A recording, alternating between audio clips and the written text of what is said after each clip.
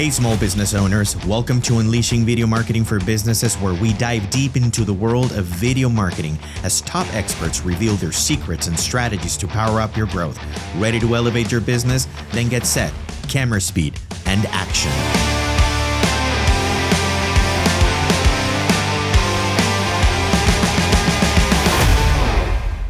Hello, my friends. Welcome to another episode of Unleashing Video Marketing for Businesses, a podcast designed to give you the best tips on how to leverage video the right way to scale your business.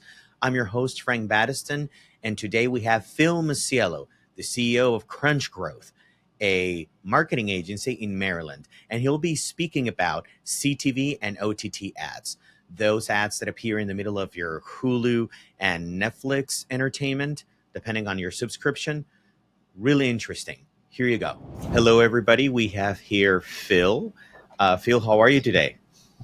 Great. And you? We're doing very good. I'm doing very good. Crunching it, trying to juggle with several clients, and at the same time, putting out content as much as possible.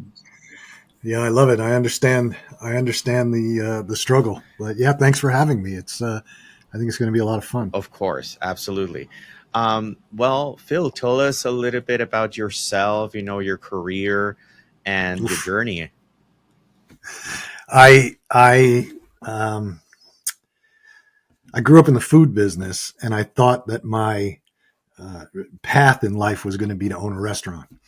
And when I was in college, I was working in restaurants, and it's a terrible lifestyle for me. A lot of people thrive on it. I just didn't like it. But I still enjoyed food, and I knew a lot about it. So I opened up a specialty food store outside of New York City. And I did that for a couple of years, but it was a disaster. It was my first entrepreneurial effort, and I thought I knew everything, and I didn't. It was a failure of leadership, a failure of process management. It was terrible. And after 3 years, I wound up selling the store, and I took the money and I went to graduate school, not because I thought that I needed an MBA is going to teach me something, but I needed to change my thought process. So while I was down there, that was in Washington, D.C., and while I was there, I got involved with a large specialty food company, and I invested some money in it, and I wound up being part of the senior management, and we expanded that. And I really refined, I think, my leadership and process management. And when we sold that company, I had developed a smaller store concept, and we were doing it. But when the company came in and bought us, they didn't believe in the smaller stores. So long story short, we tried to buy them, couldn't buy them. So I just opened up my own. It was called the Daily Market. And we had a bunch of stores in the Washington, D.C. area. And we started to get the internet or e-commerce, I should say, was just sort of blossoming. And we decided to try and put food on the internet, which we successfully did. Meals, similar to what you see with Blue Apron and all, but about 25 years before them. So, and then we got purchased by a supermarket chain, and they took that e-commerce piece that we had built, and they used that to rearrange it and turn it into their, local shopping, shopping online. And I went to work for them for a couple of years, but it wasn't right for me. It just wasn't right for me. I wasn't a good employee because I think I'm always thinking about something to do, and they don't want to hear that. They want to know. It's sort of like, you get to the point where you're a $3 or $4 billion company. You don't want to think outside the box. You're just doing what you're supposed to be doing every day, and that doesn't work for me.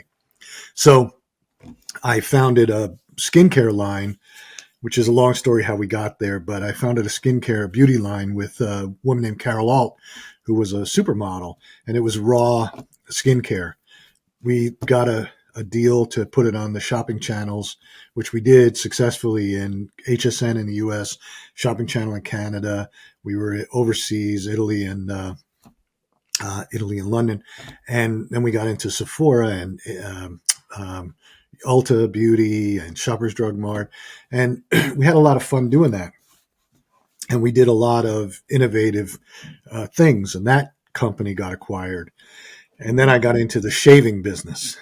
And I had some very good partners in that business, very good investors. John Scully, who used to be the CEO of Apple Computer, and he's the guy who fired Steve Jobs.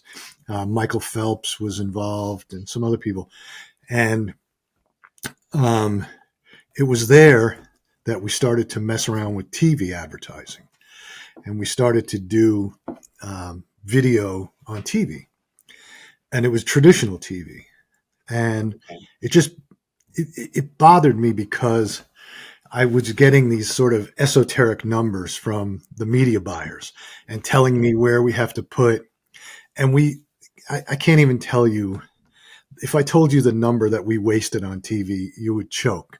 So I'm not going to tell you, I'm not going to bring up the number, but it was significant and it aggravated me. But what I realized when I was analyzing the data, that I learned something. I learned that it didn't matter what channel you were on. People are always, oh, you got to get a Super Bowl commercial. You got to get this. It doesn't matter. What matters is the cost of the spot. So, for example, I was buying a secondary, the Fox Sports 2 channels, and I was paying $50 for a 30-second spot.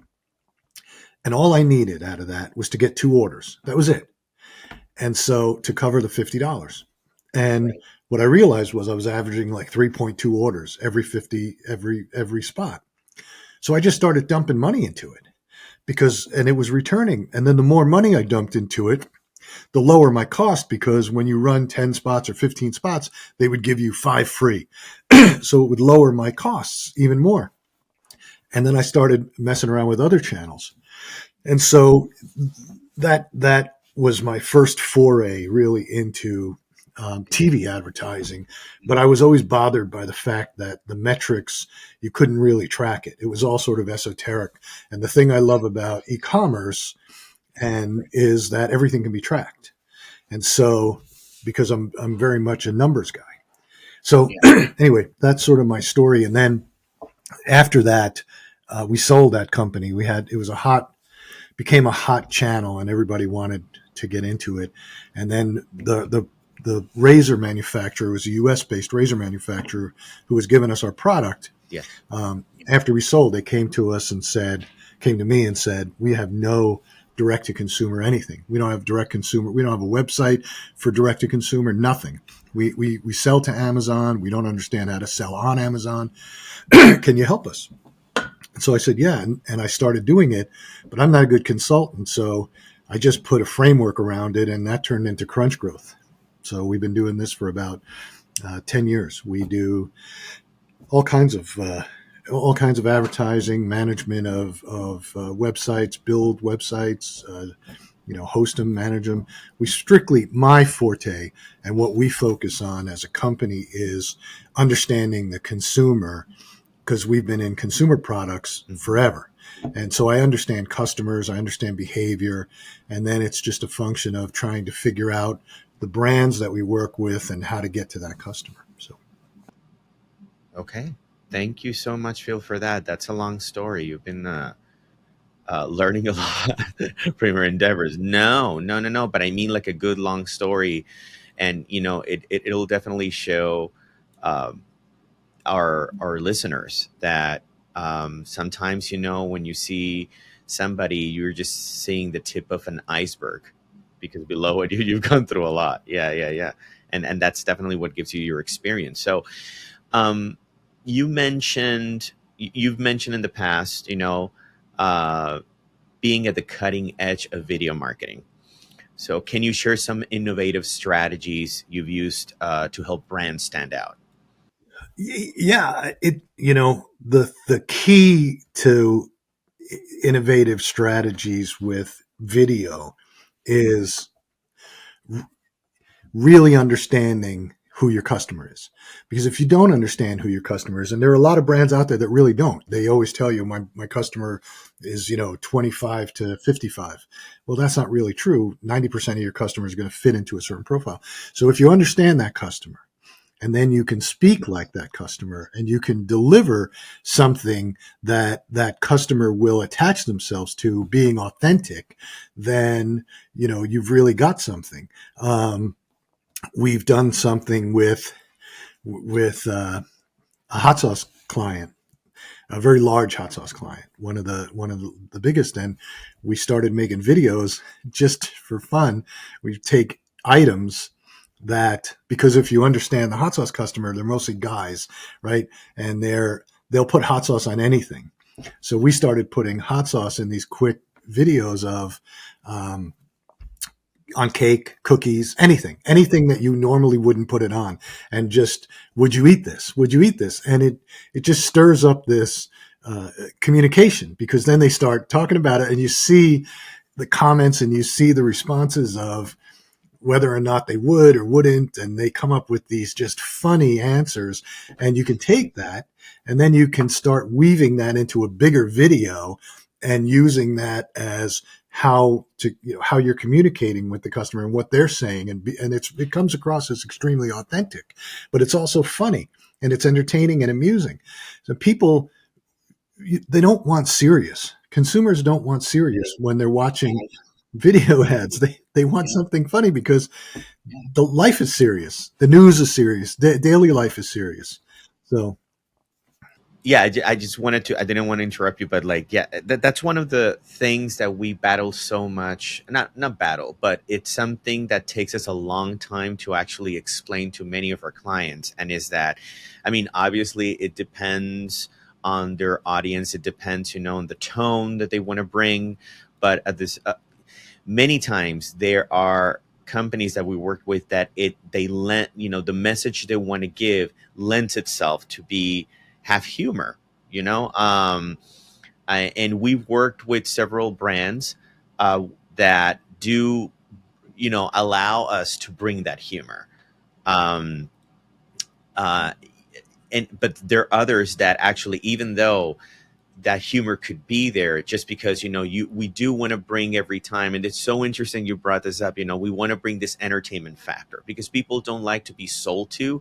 They like to be basically convinced, because they completely understand and actually have a good time, and they see themselves in that spot, but they don't like to be preached or being sold to. And many times we have to explain this to the company, and you have no idea how hard, because they see, they like you just said, and you put it in great words, which is that they see the news, they see examples of people that have to be stiff. Like, for example, we are doing right now just a podcast, and we're just trying to be as relaxed and, and be ourselves, and they want to be stiff, and they want to be, just this personality.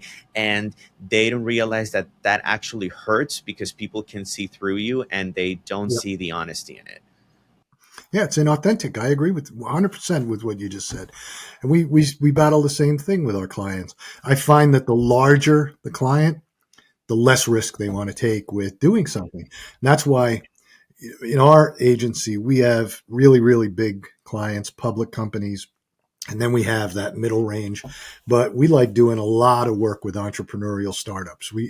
First of all, it's in my blood, because I'm an entrepreneur, and I love startups, but they take more risks. They're willing to do things to get noticed. And in this day and age, you have to do things to get noticed. If not, you're not gonna stand out. You know. So Completely agreed. Completely agreed. yeah, And yes, actually, that's why I believe that sometimes there are startups that just startle other bigger companies that are in the same market. And even though, they have a bigger market share, obviously, they actually are surprised with the ideas and the things they come up with. And it's because they're willing to take those risks and surprise, and just get there. Um, so at the beginning, you did talk about doing a lot of TV ads, right? yeah, Um, yeah. so, but Too you've many. also mentioned that you've done OTT, right? Yeah, yeah. If We do a Yeah, tremendous amount now. if for people that probably are trying to understand this world and still don't know it, what is OTT? What are OTT ads, so that they get it? Well, OTT. is really the channels, right? Right. OTT channels. Hmm. And that's just over the top, delivering the content through the internet to various channels, Netflix or, um, E360 or any of these channels. They're OTT channels. Even Hulu, Um, right? Like those ads yeah, between Hulu. Hulu, Yeah. any of that. Hmm. Hulu. Connected TV is the process to deliver the ads. Right. And that just means that I'm delivering ads connected to the internet. And really, it's the same process as programmatic advertising through a DSP, right? A demand side platform. So, in order to be successful, the really big key, and I can't say it enough, and I'll say it 25 times through this, is you have to understand who your customer is. You can't be broad. You can't sit there and say, well, my customer is everybody. It's not, right? Do you have a specific customer? You have to understand who Yeah. your customer is. And once you do, you have to build really engaging creative around that. And then you use a platform, one of the programmatic platforms, and you deliver it to directly to the customer. And why it's so much better than traditional TV. Traditional TV, you can't track it. I have no idea who it is. But when you think about an OTT channel, Netflix, or even the traditional channels at this point, which are on, which you get through your if you watch the news on your laptop, right? ABC News or NBC News, but you're on your laptop watching it.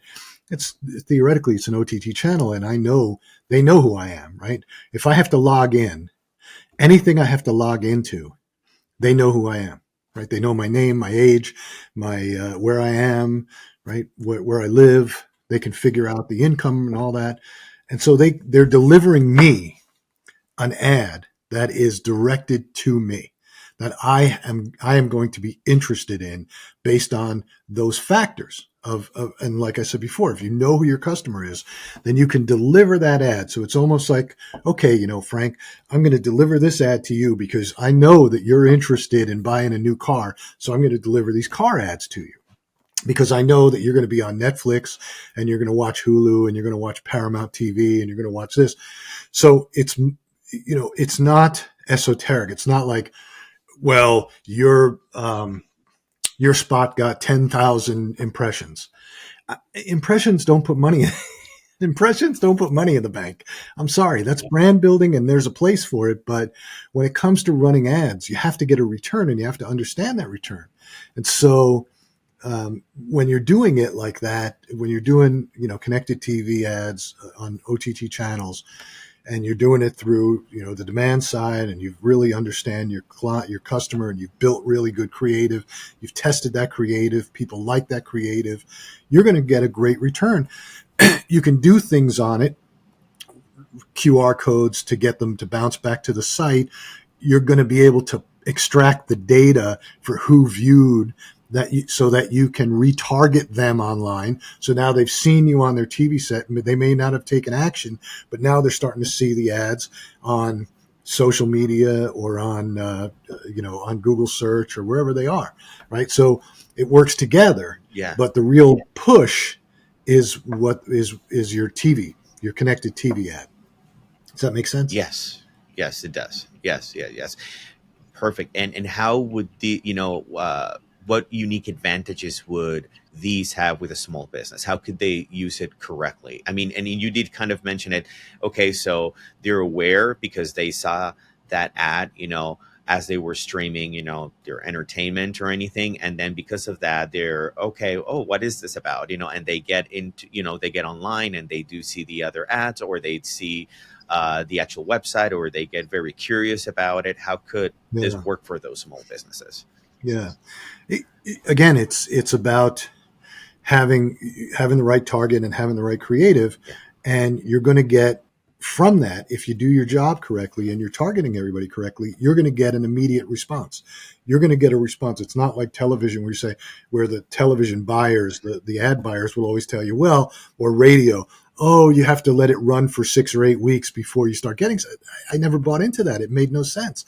I run an ad, I expect some sort of action from it, whether they go to my site or whether they go to my site tomorrow or there's some sort of attribution, which there is, then I know that it's working.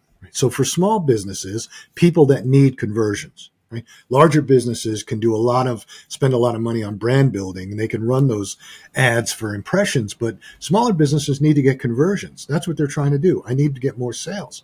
So here it gives you a pathway to more sales. Okay.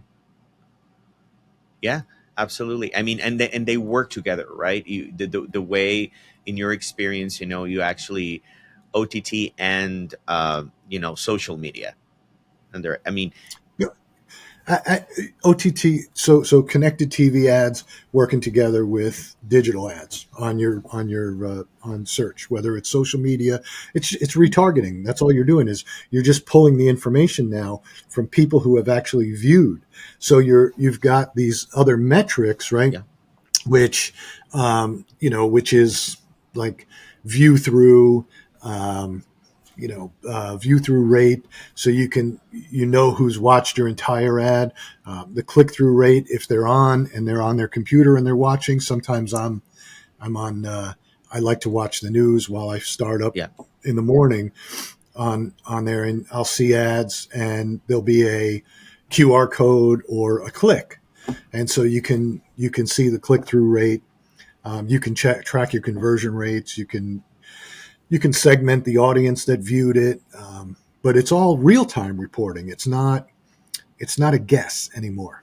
You know what I'm saying? yes, yes, It's not impressions. It's not like saying, okay, well, 20,000 people saw it. Okay, well, 20,000 people saw it, but and then this gives you feedback, because if you do the creative and you've tested the creative and you feel good about the creative, and you're targeting people correctly, you should get a return. If you run it for a couple of weeks and nothing's happening, then you have to go through the process and say, well, is there something wrong with the creative? Is there something wrong with our targeting? So there is a little bit of a learning curve, but it's if you do your work ahead of time. yes. That was my next question. The work, aside of the actual structure and everything. What are the key elements to creating, ads for connected TV? Are they different than social media ads, the way you structure them? Yeah, first of all, the quality. When we do social media ads, which we do for folks, you can on social media you can get away with doing an ad that is done with an iPhone, somebody talking, influencers, endorsements. You can create those kinds of ads. You can take snippets, put them together. Have our creative people put them all together and create an ad. You can get away with that. On TV, though, you can't, because people we're watching on a larger screen most of the time, and sometimes they're watching on their computer, but generally the screen's a bit larger, and so you have to really have high quality video, and it needs to be a little bit more polished, not inauthentic, but polished, and so you have to look like a professional. Yeah, you have to look like a professional ad, and you have to think through the process. You say to yourself, what do I want people to do? Because I still have to have a call to action, right? And when you're doing ads on social, right, the call to action is below it. Click here and save money. Click here for the coupon code or whatever.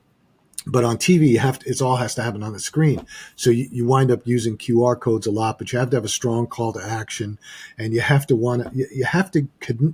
that ad. If you think about consumers sitting there, right, and they're watching, the first 5 seconds are the most important, and you have to just grab them, and it has to grab them in a way that they want to sit and watch the rest and go, oh, that's nice. And then the minute that they do that, once they say, oh, that's fun, you've got them in there. You've got them, because if they like the ad and and want to watch it for more than 15 or 20 seconds, you've got them. You're in their head. Absolutely. And do you think this is as pivotal? I mean, because obviously when you're doing connected TV, they want to keep watching their entertainment. So it's not that they're forced, but it's also they're going to see through it most likely, compared to just an ad on social media. Do you think? But do you think that this concept of the 5 seconds, does it still work? Do you still need to have that exact time at the beginning of a connected TV ad? Yeah, because they have the opportunity to check out. If I watch I watch my children when they're watching something, and if an ad comes on, they can't click, they can't pass it, right? So then all of a sudden they pick up their phone and they start going like this, and then they start texting or they're looking at Instagram until the show comes back on, right? So you want to keep their attention, and you've got a very short window to do it. So if you can get their attention, but not in a way, I see too many people trying to do this in a way like, stop, I've got an opportunity you can't pass up. And I think to myself, oh my God, the minute you did that, I just passed it up. I'm gone. So you have to, that's why I say, if you know who your audience is and you've really done the work of understanding your customer, how they talk, how they speak, all that, you can really tailor a great ad. And we don't build that kind of content. We actually have a partner in California that we've worked with for many, many years, and they do phenomenal stuff. They've done, the Dr. Squatch and all those Yeah, types of ads. So they know how to make it engaging and entertaining, but also have a very clear call to action message. that's really good. That's really great. Thank you. Yeah, because sometimes there could be the excuse, and I love that you brought your children as an example. Because there's always the excuse of, well, this is connected TV, so sure, let's bring attention, but we don't have to exaggerate it as if it was any ad for social media. So it's great that you kind of explain why, even though they can skip it as a on YouTube, it's still something where they just disconnect, and it was ineffective. They were just looking at the screen in their iPhone, or they were just doing something in their room until the entertainment comes back. Yeah, exactly. I love watching people. I in the I haven't been to a mall or a shopping center in years, other than grocery shopping. But even grocery shopping, I just love to watch people. I love to watch how they interact with things, and I think about it all the time about how I actually just wrote this article. I recognized that uh, consumers, not businesses, but consumers do not like the term AI. So if you're a brand and you're promoting yourself as some sort of AI integration, consumers they don't want it. They distrust you immediately just from using the term. It's different for businesses. If I say to you, I've got this great AI tool that can, write content for you on LinkedIn, you would say that'd be something you and I would probably want to talk about. But when it comes to consumers, if I said, I've got this, AI solution for skincare or hair growth, they're going to walk away. Yeah, And I just realized that I wrote a whole article about it. And I saw another study yeah, that somebody did, one of the big universities did about this whole concept. So that's great. And how does Crunch Growth ensure that OTT ads deliver great returns on ad spend? And you've been talking about this all the time, but specifically, what should businesses focus on aside of all the things you've been mentioning?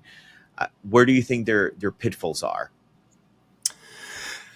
the biggest pitfall that we Yeah. run into Yes, exactly. is Whenever, yeah, you work with the others. biggest the biggest pitfall, and we alert everybody even before we get started. If you think this is your customer and you don't know this is your customer, that's going to be a problem. You have to know who your customer is. And I think that smaller companies, startups, smaller companies, Hmm. they have a better handle on who their customer is than larger companies. I think larger companies seem to take a laissez-faire approach to their customer. They feel like, we know who they are. Yeah, we know who they are. Well, you look at the turmoil at Starbucks. Granted, it's in the news today because they just got rid of the CEO and all that, but even before that, sales are falling, customer counts falling, prices, revenues falling, prices are rising. Okay, Yeah. you've pushed them to the limit. You've pushed your customer to the limit. It's no longer a great experience going into a Starbucks. My kids won't go into a Starbucks anymore. They can't stand it. They want to go somewhere else, and so they've lost sight of who the customer is. In my opinion, Yeah. Bed Bath and Beyond went out of business. People say, "Oh, it was the economy." No, it wasn't the economy. They totally lost sight of who their customer is. So if you don't understand your customer and you don't have a clear understanding, then you can't target correctly. And we have the same problem online, right? If we're running ads online for people, they'll tell us, "Oh, my customer is a, 18 to 35-year-old male," when really you go, "Really? Are you looking at the same data I'm looking at? Because, the people who interact with your ads now are, 45 to 60." No, no, no, no, that's not true. Okay. Well, that's what the data says. So, Okay. but yeah, that's the biggest pitfall, because that just blows the whole piece of, if you don't know your customers, you can't build the right content that's going to speak to them, and you can't target correctly. And those are the three keys to being successful with any ads, to Yeah. be honest, whether it's connected TV or whether it's on Meta, or, Meta's got its own problems, but, Google, whatever. Okay. Perfect. Um, I think you've been so thorough, and you answered, questions that even we were already thinking about. You answer them really well. I mean, to this point, I'm like, okay, well, Well, yeah, yeah, yeah, yeah, because it's all about the core, the center of what really matters, which is knowing who you're speaking to, and I think I do agree that that's one of the biggest pitfalls, because yeah. do you help? And this is a question that arises from everything you've been speaking about. Do you help? Do you help when they're willing? Do you help them find who that real target, customer is? Yeah, it's amazing because, again, there are agencies out there that were started by people that maybe came out of another ad agency and started it. I started an agency because I had one major customer, big one, that owned 10 or 15 brands, saying, "We need help doing this." And that was sort of the foundation. And it was a very consultative approach because they didn't know anything. So we would meet weekly, and I'd say, "This is what we're going to do, and this is why." And, and we've sort of carried that through. So we have clients who we started, they'll say, "I just need you to do social media," or "I just need you to do ads on AdWords," or "We're just going to do this. We're just going to run ads on TV. And that's all we need from you. We've got everything else covered." And then we go, "Okay, well, I guarantee you, within a month, we're doing 3 or 4 other pieces to it." Because what happens is we'll say, "Well, this isn't going to work, and here's why," right? "This didn't work, and here's why." We have a development team. I'll give you a good example. We have a development team. We build sites for people. We manage them, host them, and things like that. I don't particularly do it. It's almost a separate little world. It's Crunch Growth Development, but it's still part of us. And we have a client who owns 3 brands and came to us because his ads were horrible, weren't performing, his Google ads and his shopping ads and things like that. And so we were looking at it, and I said, "There's something wrong." And we started looking in his merchant center and Search Console and all these different things. And I said, "We can run your ads, but I'm going to tell you right now, we're just going to waste your money. There's nothing I can do. You have to fix this.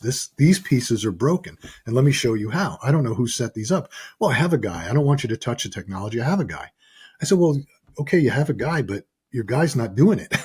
Here's the problem. You have a feed built to go, which drives your shopping ads on Google, right? But the feed's not working because all your items are disapproved because, there's a problem somewhere. And, ultimately it took about a week, and he fired the guy, and now, the developers are in that cleaned it up. And then we're all of a sudden that led to, "Well, my site's not working properly." Okay, well, now we're rebuilding the site and we're fixing the site. So, our approach is very much informative and consultative, but and we'll do anything to help them. We want them to be successful because we we have clients that have been with us since the beginning that will never leave us. They think that because we do what we're supposed to do, we do what we say we're going to do. We get it. We're communicative. We don't. If there's a problem, we talk about it. But so I think we have a different approach. We don't put a percentage on the ad spend. We just charge a flat rate to run the ads, and we don't care because our objective is to try and make you more efficient and not spend more money on ads, but try and figure out where that level off is and then drive more conversions by doing other things around it, if that makes any sense. Yes, yes, it does. Okay, so I'm a small business. I've been doing a lot of organic uh, work on social media. Then I'm getting into, I'm spending some of my budget on social media ads, and I have a person like the person you were just mentioning, in your story, and I'm trying to get onto connected TV ads, and I just think that it's going to be way more expensive. I really don't know how to approach it. How do I go about it? How do I start? Who do I hire, or how do I imagine this path? Because I mean it's new for me. What would you say Yeah. to them? What would be the yellow brick road here? Well, we have actually a booklet that we share, which I can send you the link Yeah. to. We have a couple of great articles on our site about connected TV and how it works and what you need to do. But essentially, what we tell everybody is, look, how much are you spending now? Yeah. What's your budget? What are you spending? And where are you spending it? And what's your return? A lot of people are getting sub 2 ROAS on a lot of the ads they're running on, whether it's Meta or so. We have to figure out why that's happening first, because what we say to them is we don't want to waste you don't want to waste your valuable dollars. But in today's day and age, if you're spending between $5,000 and $10,000 a month on ads, you can afford to get onto connected TV running ads. Um, you're going to have to spend money to get a video done, but again, that's probably in the depending on the complexity, anywhere from say 10 to 20,000, right, for a really good ad. But that's going to last you a while because you're going to get a lot of B-roll out of it. You can take cut snippets out of it. You can use it in multiple places. So it's not just for one thing, but we walk them through the whole process of what it takes. And we're 100% honest where the pitfalls are going to be.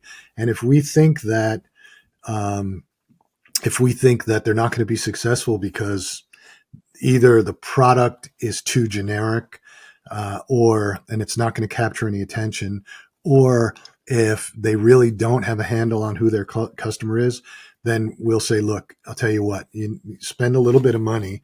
We'll tell you who your customer is. We'll do the analysis.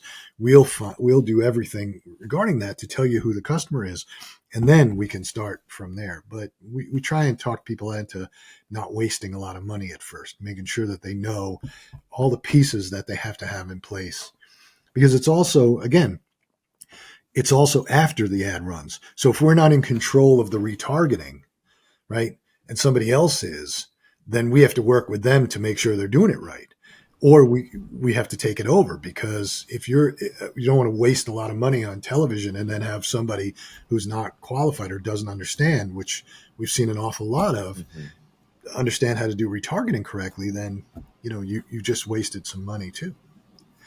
That's great. And going back to one of the things you said at the beginning, uh, do you think you said, and because this is one of the things that we really are convinced that works best, and it's the way I mean, like I said, not all companies are going to want humor, but do you think that when you bring that entertainment fun factor, have you seen it, now that when you see the actual results, do you see it perform better than something that is just preaching and it's actually, I'm talking about the actual content, right? Rather than, the what goes behind the ad and make it work effectively, but also the content that actually propels that.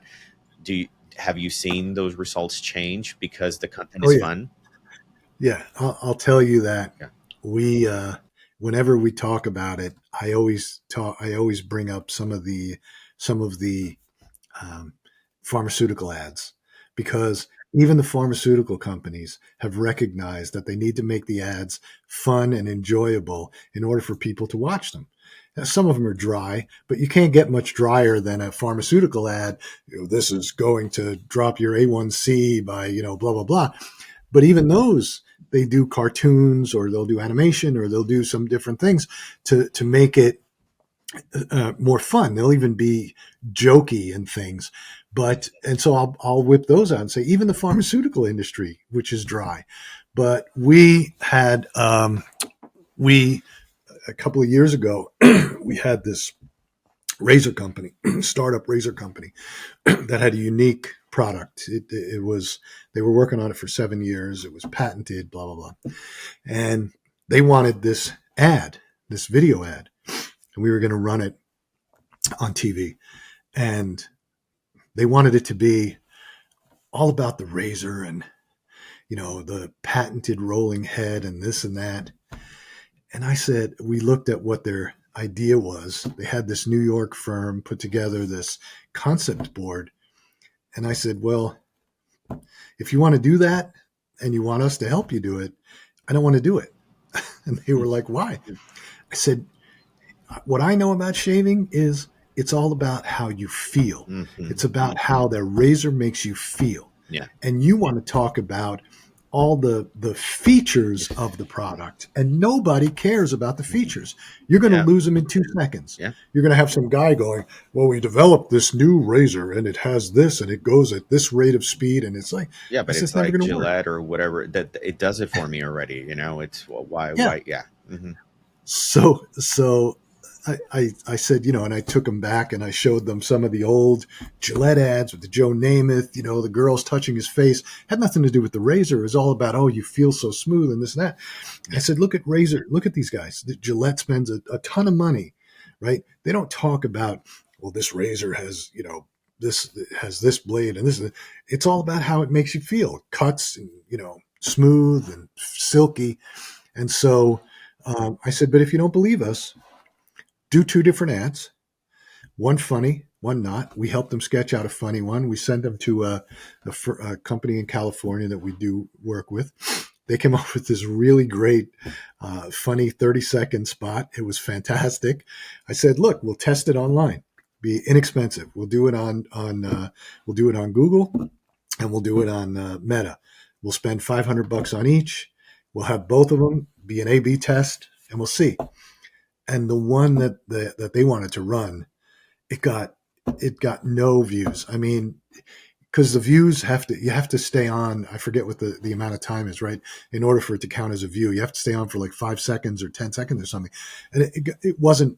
Nobody wanted it. It was just they were dropping right off. Whereas the other one, they stayed on. They watched it. I said, "Are you convinced yet?" I mean, I don't know what to tell you, but this is what it is. And so they let us.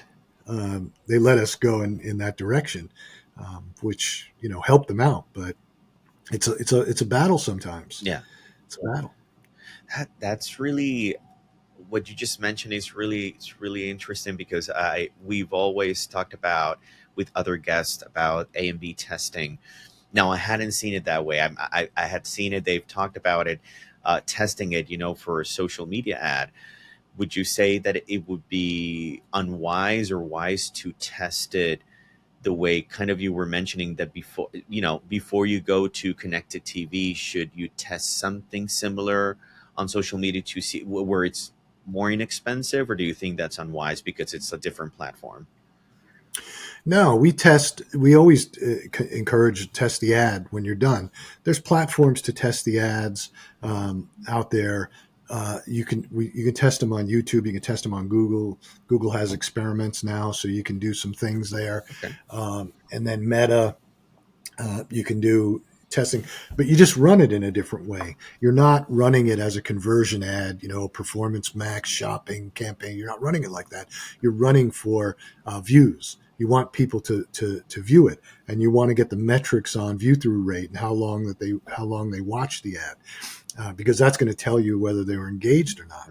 So those are the types of places. I still think, Meta has problems right now in terms of running ads because there's so many bots and fake accounts, and God, going through the election is just going to be horrible.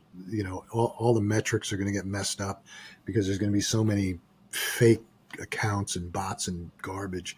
But for the most part, I think Google does a better job of keeping that stuff off.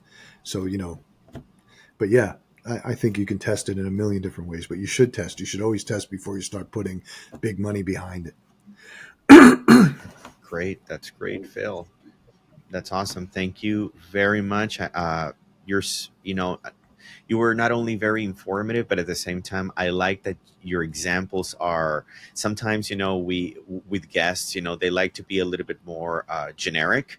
And you were very, very exact. You use your children as example. You use some of the companies that you worked as an example, and it's great because I think that's when people realize that all these the advices you're giving, they're tangible. Some people are like, Yeah, yeah, he's talking about this and that, but it's so um, it's just such a theory. Have you applied it? Have you seen it? Have you seen the difference? And that's why I talked about the content, because I wanted to see if the content actually reflects. You guys do the strategy. You guys actually move the ad, but the content actually has to do with that success. And for us, it's yeah. important. So Well, I'll tell you, yeah. when we run into issues where, clients will ask us, well, blah, blah, blah, blah, and I'll say, I can tell you that I wasted X millions of dollars chasing that rabbit that you're trying to chase. And I'm going to tell you where you're going to end up because I did it. I wasted that money. Or, we have one client now who's got a small enough business. And I'll say, look, if it were me, if I took this over, these are the steps I would do. And I guarantee you, I'll even do it for free for you because I feel so confident that if you took these 3 steps, we'll do it for free. And after 30 days, you can pay us once you see the results. And 90% of the time they do it because I'm confident in what I do because I've done it. Like, I've wasted my own money on television ads. I would never run another ad on traditional TV in my life. Yeah. Yeah. Would you say that not being able to track and know, if it's being effective, would you say that actually you would, as aside of because of how much money you're spending, producing the content, do you think that regular TV ads are more expensive than OTT, or that is just kind of the same thing?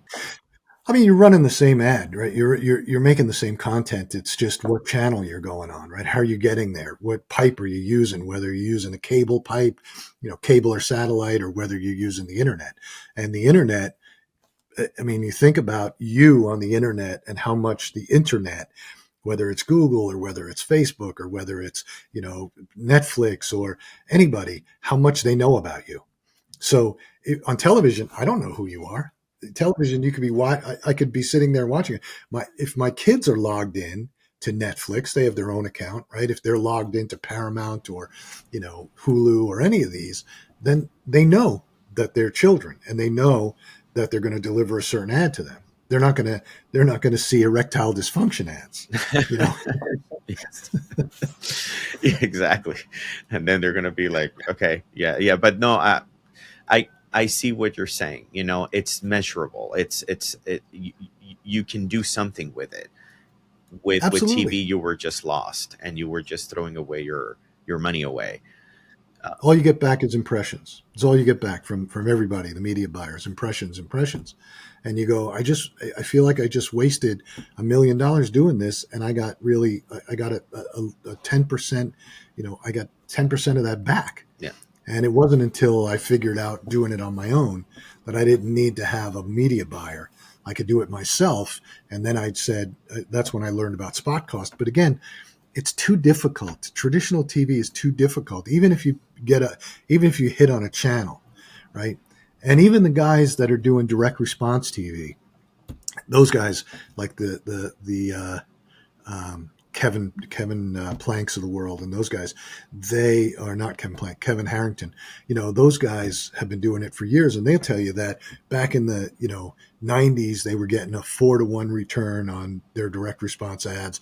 Then beginning of the 2000s they were getting a 3-to-1, then a 2-to-1. Now you're lucky if you can get a 1-to-1. In other words, you spend $1 million, you get $1 million back. That's not a good return. And so what it tells you is that it's just not an effective medium anymore, right? Yeah. So yeah, That's awesome. Awesome, Phil. Thank you so much. You've given us so much to think about. I'm pretty sure that listeners are going to really think about, OTT and connected TV ads, in a different way. They're not going to feel as intimidated about them. And I really want to appreciate. I really appreciate your time, and I want to ask you, where can they find you if they want to learn a little bit more? That website, it's okay. You can mention it here, and at the same time, I saw that you have several books out there that they can actually, get their eyes on and learn a little bit more. If you can share this here. Yeah, I unfortunately the books are really, one of them's about entrepreneurship, one of them's about one was about Amazon, but it's out of print because that was years ago, and Amazon changes so much. And then the other one is just about marketing in general. But the best place you can get me at crunchgrowth.com, Okay. or you can go to philmasiello.com. Either one. My phone numbers are on there. My email addresses are on there. Phil at crunchgrowth, Phil at philmasiello.com. It's pretty easy. So yeah, I like people asking me questions. It breaks up the day. It changes a little bit, the day. It Yeah, makes yeah, it more fun. Phil, thank you yeah. so much for being here, and we'll definitely hope we hope to get you again in another episode in the future, and see you in the next time. Yeah, sure. Thanks for having me. I appreciate it. It was fun. Thank you. That was Phil Masiello, everybody. Thank you so much, Phil, for sharing your expertise with us. It was awesome to learn how CTV ads can be measured compared to traditional advertisement on TV. And guys, please remember, follow us or subscribe, depending on where you're watching this or listening to this, so you can have more information on how to leverage video the right way to scale your business on the next episode. See you in the next time.